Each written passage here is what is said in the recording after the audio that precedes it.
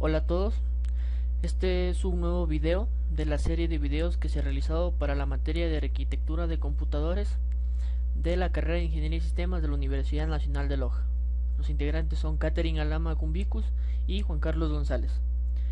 Este trabajo está licenciado bajo una licencia Creative Commons, así que si se quiere realizar un nuevo trabajo basado en este, se debe seguir las políticas que se hayan definido en la licencia que está a continuación.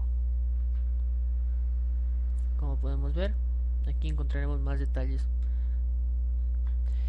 Bueno, empecemos. Como dijimos, el tema de que se va a tratar es el módulo de entrada y salida, el cual nos permite al computador interactuar con el mundo exterior, adaptando los dispositivos externos antes de conectarlos al bus del sistema. Una pregunta lógica aquí sería: ¿por qué no se conectan estos dispositivos directamente al bus del sistema? Bueno, el problema es que la velocidad de transmisión de los datos de los periféricos es siempre menor que la de la memoria y la CPU. Es por eso que es necesario amortiguar esta diferencia de velocidades. Otra razón es que debido a la gran diversidad de periféricos no es posible incorporar toda la lógica necesaria en el computador para manejar cada uno de estos. Y también que los tamaños y formatos de datos de los periféricos son diferentes a los del resto del computador.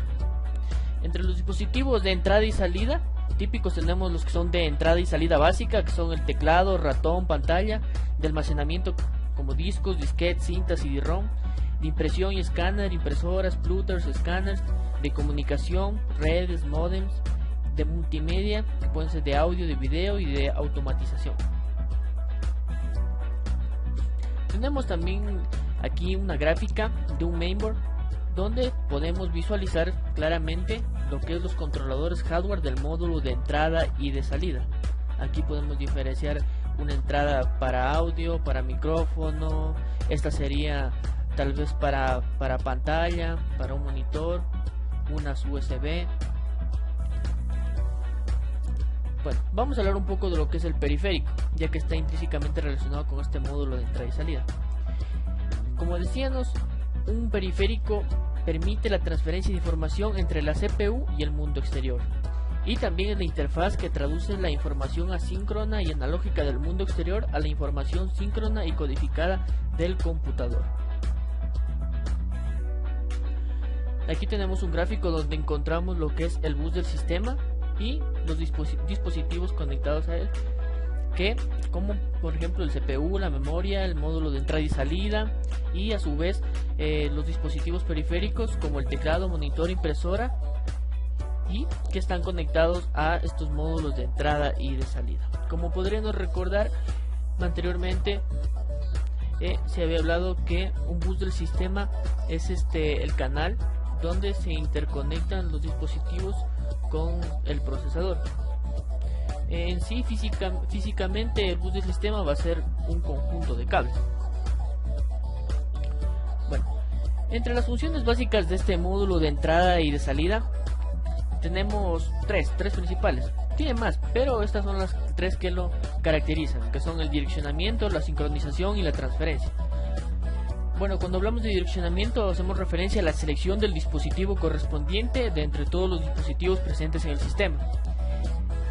De sincronización, cuando se habla de permitir que la CPU y la memoria se puedan comunicar con los dispositivos de entrada y de salida, sincronizando los envíos de datos entre ambos. Esto lo habíamos hablado al principio cuando decíamos que no todos los dispositivos van a trabajar a la misma velocidad, y por eso era necesario amortiguar esta diferencia de velocidades. Y también otra característica era la transferencia, que nos dice que el sistema de entrada y salida debe tener toda la circuitería y señales de comunicación apropiadas para llevar a cabo la comunicación con cada uno de los dispositivos del sistema. Bueno, tenemos aquí lo que es la transferencia del dispositivo externo al procesador. Lo que se hace, el proceso que se desarrolla en esta transferencia es que el procesador primero interroga al módulo de entrada y de salida. Luego el módulo de entrada y salida devuelve el estado del dispositivo. Si está listo, no está listo, si tiene si se ha producido algún error, si tiene algún desperfecto, etcétera. Luego, si el dispositivo está operativo y preparado para transmitir, el procesador obviamente va a solicitar la transferencia del dato mediante una orden al módulo de entrada y de salida. Luego el módulo de entrada y salida obtendrá el dato del dispositivo externo y después los datos se van a transferir desde el módulo de entrada y salida al procesador. Entonces este módulo de entrada y salida viene a ser como el puente entre lo que es los dispositivos externos y el procesador, ¿no? Bueno, también tenemos los que son las órdenes e instrucciones en este módulo. Tenemos que las órdenes de entrada y salida son de 4 tipos: de control, de test, de lectura y de escritura. Y las instrucciones pueden ser asignadas en memoria y aisladas. Tenemos aquí algunos ejemplos de periféricos de la parte lógica de cada uno de los periféricos. Tenemos por ejemplo una unidad de disco que está aquí descrita con los componentes que tiene físicos, como el motor de posición de cabezas, el motor de discos, y a su vez que se conecta con el controlador ID del módulo de entrada. Este controlador de ese dispositivo utiliza la técnica de transferencia DMA, que es la técnica de acceso directo a memoria, que se estudiará posteriormente. Cada dispositivo tiene un determinado método o técnica de transferencia. En este caso tiene el DMA.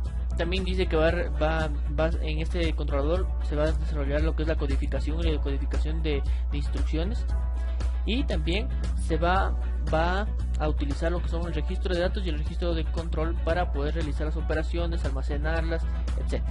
Y a su vez también va a enviar señales de control al procesador y del procesador hasta el controlador. Se van a enviar datos y dirección.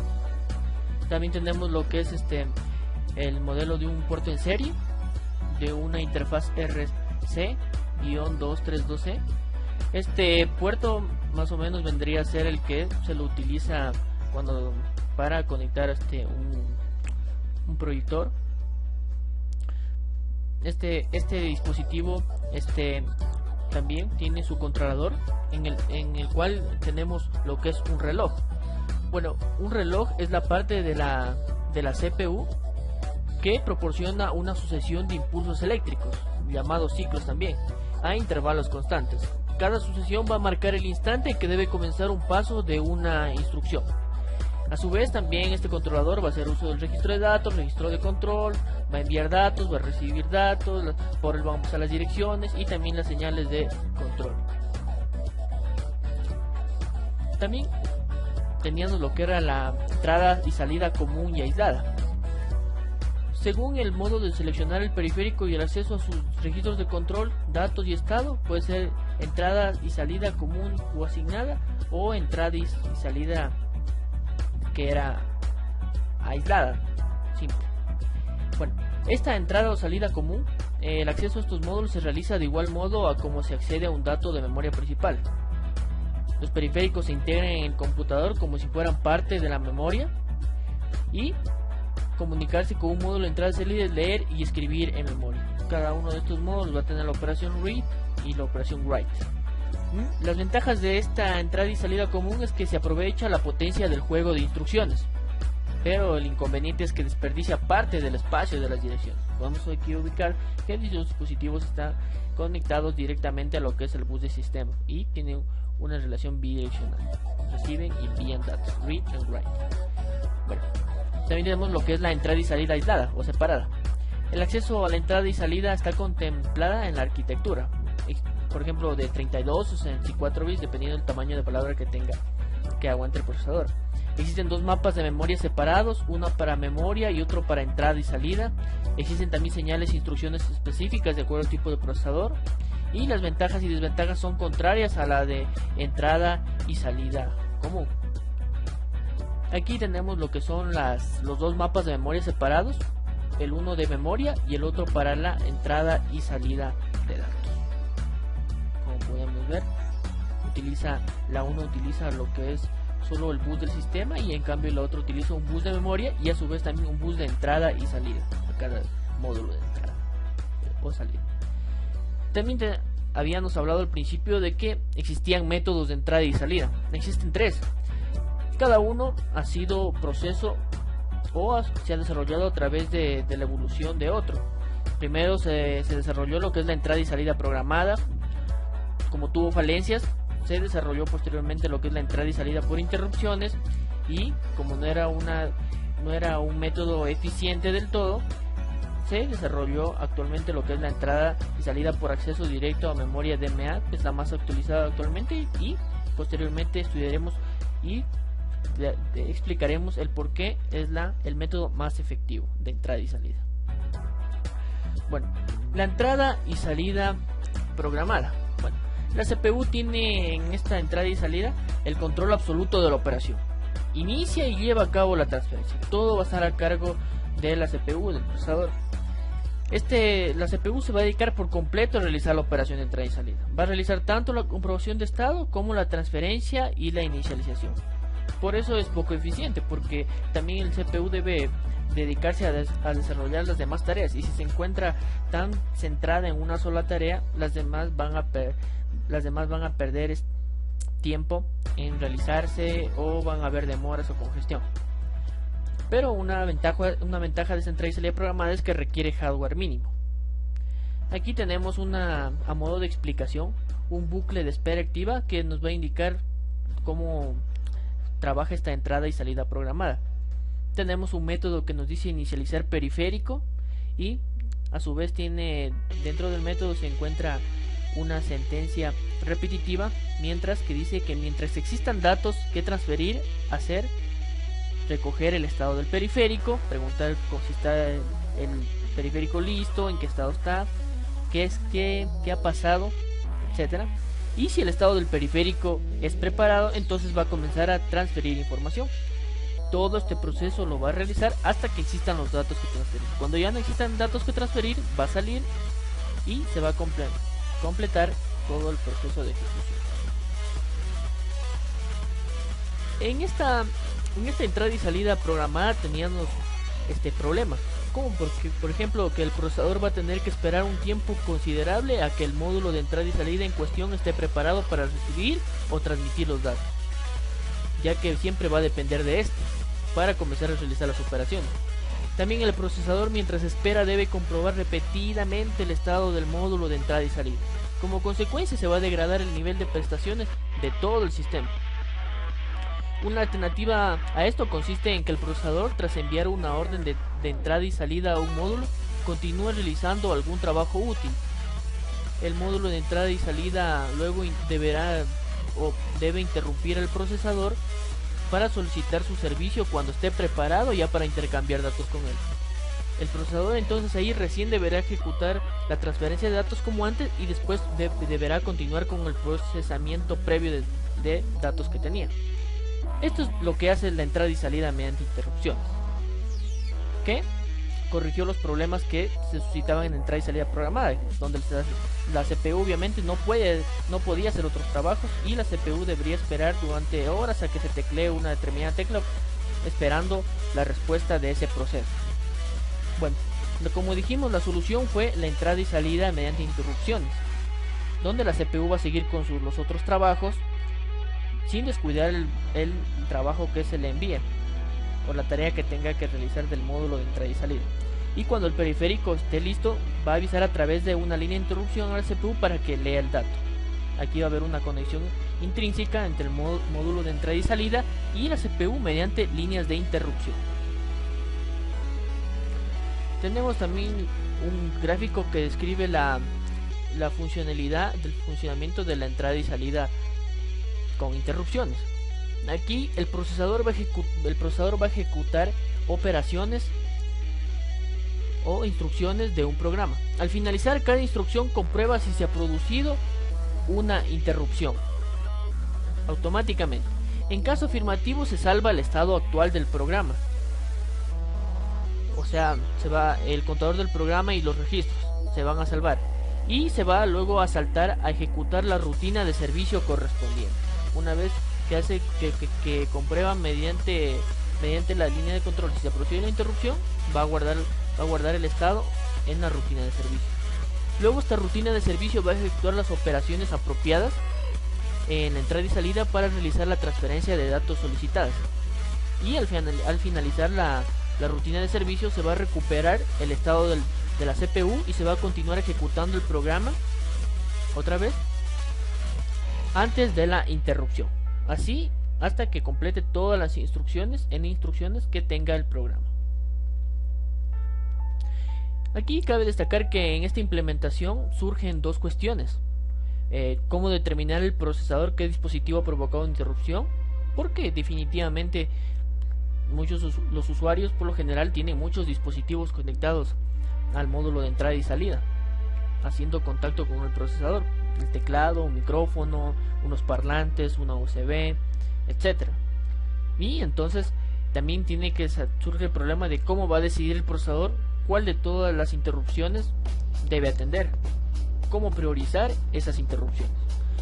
Sin embargo, hay algunas técnicas que nos ayudarán a solucionar este tipo de cuestiones. Por ejemplo, las múltiples líneas de interrupciones, la consulta de software, la conexión en cadena y el arbitraje de bus.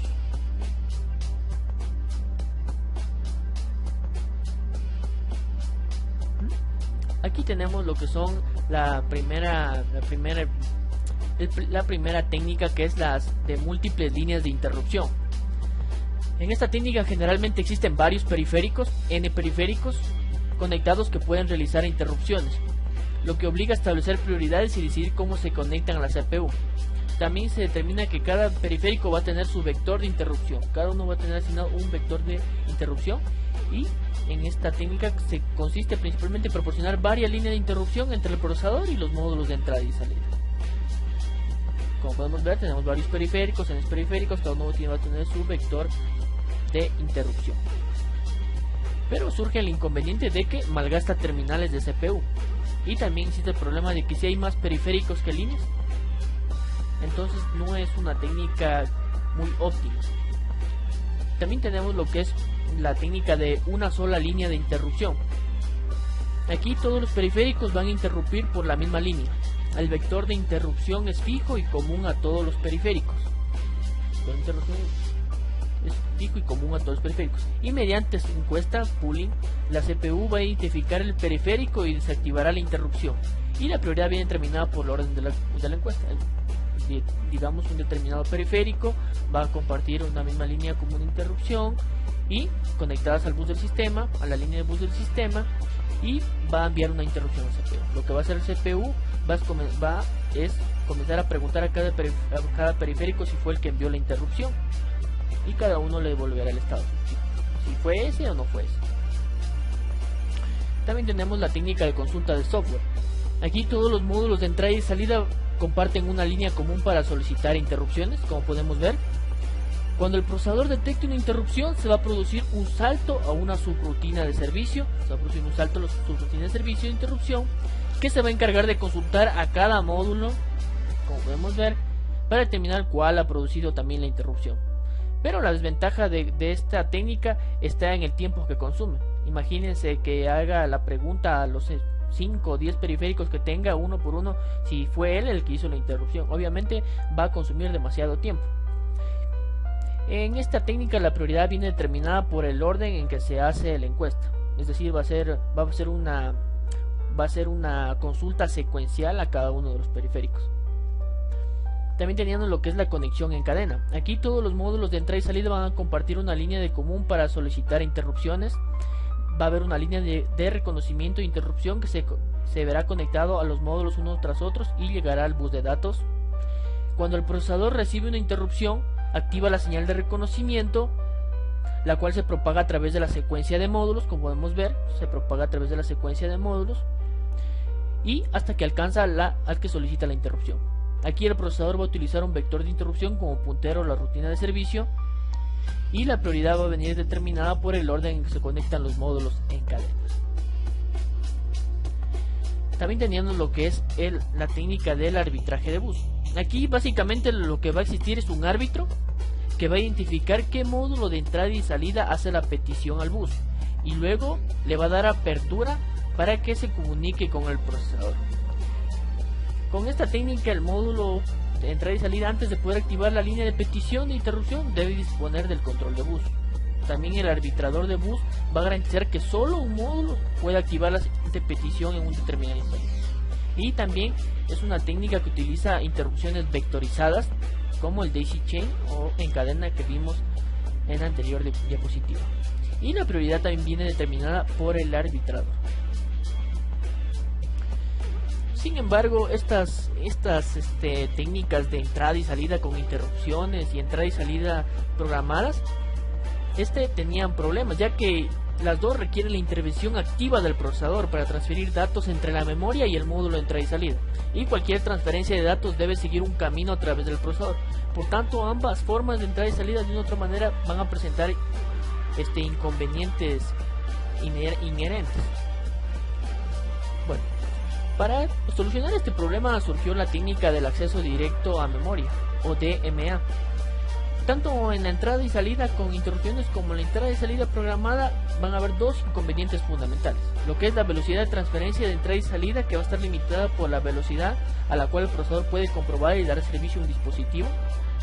Va a depender mucho del modelo, de la potencia y la velocidad del procesador, etc.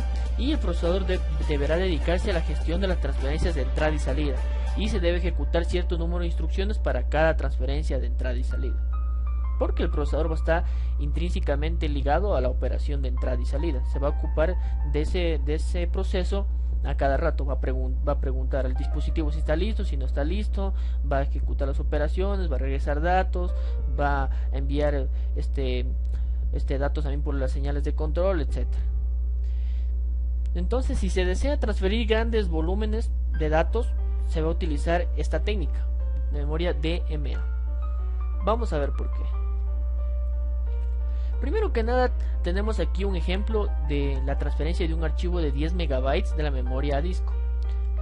Bueno, aquí por ejemplo dice que se requiere realizar esta operación de transferir este archivo, y vamos a indicar cómo se realizaría si se tuviera una entrada y salida programada y una entrada y salida por interrupciones.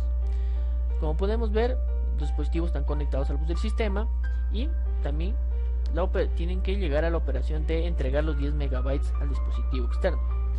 Si se utilizara una entrada y salida programada, el CPU para realizar esta operación primero tendría que entrar en un bucle y enviar un nuevo byte cada vez que el disco esté preparado. El disco más o menos tardará un segundo en recibir los 10 megabytes, y la CPU va a estar ocupada un segundo con la operación de entrada y salida de transferencia. La CPU podría haber ejecutado 100 millones de instrucciones. Entonces, en resumen, podría decirse que con esta técnica las transferencias se vuelven demasiado lentas. A simple vista, un segundo no es mucho, pero generalmente los usuarios están transfiriendo información del tipo de gigas, terabytes, megas, etcétera, etcétera, etcétera, grandes cantidades de información, y apenas transferir 10 megabytes en un segundo es mucho tiempo comparado con las millones de transferencias que deben realizar por segundo los computadores actuales. Si se utilizara una entrada y salida por interrupciones, en cambio, lo que primero haría el sistema es que el disco genere una interrupción cada vez que esté preparado para realizar la operación. Si la rutina de interrupción tiene 10 instrucciones, para transferir 10 megabytes se va a ejecutar 10 millones por 10 instrucciones. Por tal razón, la CPU entonces va a estar ocupada un segundo con la operación de entrada y salida también. Entonces podemos denotar que en estas técnicas también la optimización de recursos en cuanto a tiempo no es demasiado óptima. Tenemos lo que es el funcionamiento del DMA. Antes que nada, este DMA, una de sus características esenciales es que requiere de un módulo adicional en el bus del sistema. Este módulo DMA es capaz de imitar al procesador, y de hecho es capaz de recibir el control del sistema cedido por el procesador, obviamente. Necesita dicho control para transferir datos a y desde memoria a través del bus del sistema. Para hacerlo, el módulo de DMA debe utilizar el bus solo cuando el procesador no lo necesita, o debe forzar al procesador a que suspenda temporalmente su funcionamiento. Esta última técnica es la más común y se denomina robo de ciclo, o sea que el módulo DMA va a robar un ciclo al bus para realizar su operación. Aquí una desventaja podría ser es que se requiere software adicional. Se requiere un controlador un denominado DMAC, que es el mecanismo de acceso directo a memoria. Es un chip específico que va a permitir realizar los intercambios sin apenas intervención del procesador. Entonces, definitivamente es un poco más costoso. El funcionamiento del DMA viene dado así. Primero se inicializa la transferencia. La CPU va a enviar los parámetros de la transferencia. Va a inicializar la interfaz del periférico, los números bytes se van a transferir, el tipo de transferencia, si es de lectura, si es escritura. Podemos ver read and write. Y también se va a inicializar lo que es el DMA, con el número de bytes, las palabras, la transferencia, la dirección de memoria, el número de canal y si el DMA tiene más de un canal. 2. La CPU va a retornar a su tarea y se va a olvidar de la evolución de la transferencia porque todo va a quedar encargado al módulo DMA. Este se va a encargar por completo de la operación. 3. Se va a realizar la transferencia. El periférico, cuando esté preparado, lo va a avisar al DMAC, que era el dispositivo controlador del DMA, del que hablábamos anteriormente. Este DMAC va a pedir el control del bus, va a actuar como un máster del bus durante la transferencia, va a especificar la dirección de memoria sobre la que se va a realizar la transferencia, va a realizar la transferencia entre periférico y memoria y va a generar las señales de control, los tipos de operación y las señales de sincronización de la transferencia. Y al final, cuando ya se finalice la transferencia, el DMAC va a liberar el bus y va a devolver el control a la CPU, generalmente con una interrupción. Solo para devolverle el control a la CPU va a utilizar una interrupción. Características del DMA. Entre las características del DMA tenemos la característica de que imita al procesador por cuanto cada vez que reciba peticiones de cada uno de los periféricos que haya de comunicación con el procesador, automáticamente van a pasar por aquí por el controlador DMA y este va a realizar la funcionalidad que realizaba el procesador normalmente, con la finalidad de que este procesador se encargue de realizar las otras operaciones y deje a un lado lo que son la comunicación con los periféricos. También va a controlar lo que es el sistema, por cuanto va a realizar toda la gestión de direcciones de control y de datos y de interrupciones que se producen, y va a usar la técnica de robo de ciclos, es decir, va a hacer uso del bus del sistema solo cuando el procesador no lo necesite. Si este procesador requiere del bus del sistema, este automáticamente tiene que dejar de tener el control que tenía habitualmente del bus del sistema. Este tiene prioridad sobre este controlador DMA y esto ya viene programado en la arquitectura normal del computador. La configuración. Bueno, los módulos DMA se pueden configurar de diversas formas: mediante un bus único DMA independiente, mediante un bus único DMA de entrada y salida integrados y mediante un bus de entrada y salida. Cada una de estas formas de configuración tiene sus niveles de eficiencia y costos que conllevan su implementación. La primera técnica era la del bus único DMA independiente. Aquí cada transferencia utiliza dos veces el bus. La entrada y salida va a DMA y del DMA a la memoria. Entrada y salida al DMA y DMA a la memoria. Como decíamos, cada transferencia utiliza dos veces el bus y la CPU se va a interrumpir asimismo dos veces. También tenemos lo que es el bus único o DMA integrado. Aquí el módulo puede controlar más de una vez al dispositivo. Cada transferencia usa el bus una sola vez, como podemos ver, no tiene la bidireccionalidad que tenía la anterior diapositiva. Y del DMA a la memoria se va a producir la transferencia del DMA a la memoria y la CPU se va a interrumpir una sola vez. Aquí tenemos que el módulo DMA controla más de un dispositivo, 2, 3, n dispositivos. También tenemos lo que es el bus único DMA separado. Aquí el bus se va a encargar de todos los dispositivos activados del DMA. Todos los dispositivos se encarga de que el bus. Cada transferencia usa el bus una sola vez y sucede del DMA a la memoria. Y igual el CPU se va a interrumpir una sola vez. Aquí tenemos lo que es diagramas de flujos que representan cada una de las técnicas de entrada y salida que habíamos estudiado anteriormente, con la finalidad de que se pueda llegar a una mejor comprensión de cada una. Tenemos lo que es la entrada y salida programada. Aquí se tiene lo que es un dispositivo periférico, digamos, que se lo quiere almacenar en memoria. Entonces primero se va a enviar la orden de lectura al dispositivo de entrada y salida. Luego los datos se van a leer palabra a palabra. Los datos o el estado se van a leer. Por cada palabra leída, el procesador deberá permanecer en un ciclo de comprobación del estado. Se va a comprobar el estado hasta que determine que la palabra está disponible en el registro de datos del módulo de entrada y de salida. Aquí se representa obviamente la desventaja, o se puede ver la desventaja que tiene de que es un proceso que consume mucho tiempo y que va a mantener al procesador innecesariamente ocupado, porque de una vez que ya lo comprueba el estado, si está listo va a proceder a leer la palabra, si no va a regresar a leer el estado del dispositivo, a preguntar por el estado del dispositivo. Si ya está listo, va a leer la palabra del dispositivo entrada y salida, va a escribir la palabra en memoria y va a pasar a la siguiente instrucción. Y si no, va a volver a enviar la orden de lectura al dispositivo de entrada y salida secuencialmente hasta que concluyan todas las instrucciones del programa. Acá tenemos lo que es la entrada y salida con interrupciones. Aquí primero se envía la orden de lectura al dispositivo de entrada y de salida, se produce una interrupción del módulo de entrada y salida al CPU para decirle que envíe la orden. Luego de enviar la orden se va a leer el estado del dispositivo, se va a producir otra interrupción, se va a comprobar luego el estado del dispositivo, si es que está listo, etcétera.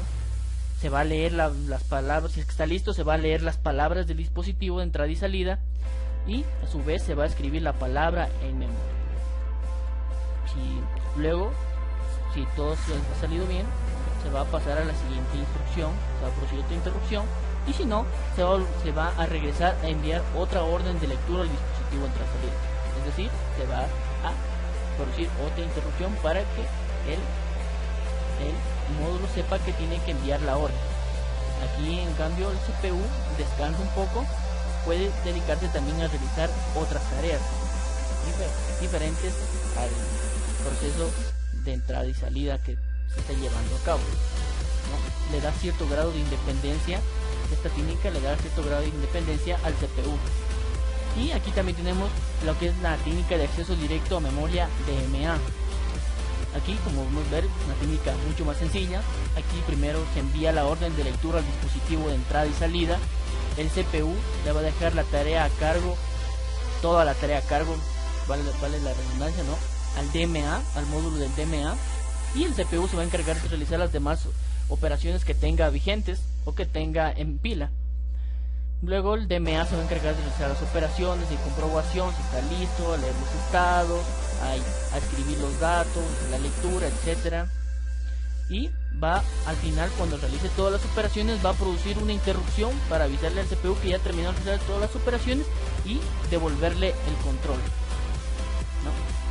Como podemos ver, en resumen, entre estos tres técnicas de entrada y salida, fácilmente podríamos concluir que cuando uno utiliza una entrada y salida programada, la ventaja siempre va a estar del lado del hecho de que va a ser una técnica simple, que no va a necesitar hardware adicional, como el acceso directo a memoria que utilizaba el DMAC.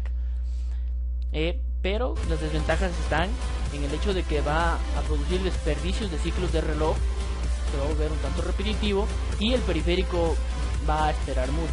Como decíamos, van a haber muchos periféricos. Imagínense realizar todo este proceso por cada periférico, ¿no?